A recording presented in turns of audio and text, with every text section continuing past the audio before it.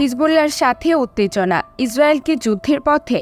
গাজায় যুদ্ধের তীব্রতা যত বাড়ছে, ইসরায়েলের উত্তর সীমান্তেও উত্তেজনা বাড়ছে। 7ই অক্টোবর ইসরায়েলের হামাসের হামলার পর থেকে লেবাননে অবস্থিত ইরানের প্রক্সি মিলিশিয়া হিজবুল্লাহর উত্তর ইসরায়েলে রকেট এবং ড্রোন হামলা চালাচ্ছে। এসব হামলার ফলে হাজার হাজার একর জমি পুড়ে গেছে এবং 70,000 ইসরায়েলি এখনও ঘরে ফিরতে পারেনি। ইসরায়েলের প্রতিরক্ষা বাহিনী আইডিএফ পাল্টা আঘাত করেছে, যার ফলে দক্ষিণ লেবাননের 90,000 মানুষ ঘর ছাড়তে বাধ্য হয়েছে। 3রা জুলাই এক প্রভাবশালী হিজবুল্লাহ নেতাকে হত্যা করেছে ইসরায়েল। এই হামলা পাল্টা হামলা সরাসরি যুদ্ধে রূপ নিতে পারে। ইসরায়েলের জন্য হিজবুল্লাহর হুমকি নতুন কিছু নয়, তবে এই মুহূর্তে তা অনেক বেশি গুরুতর। হিজবুল্লাহর ইসরায়েলের উত্তরাঞ্চলের কিছু অংশ বসবাসের অযোগ্য করে তুলেছে, যা ইসরায়েলকে অসহনীয় অবস্থায় ফেলেছে। ইসরায়েলিরা তাদের সীমান্তে হিজবুল্লাহর উপস্থিতিতে ক্ষুব্ধ।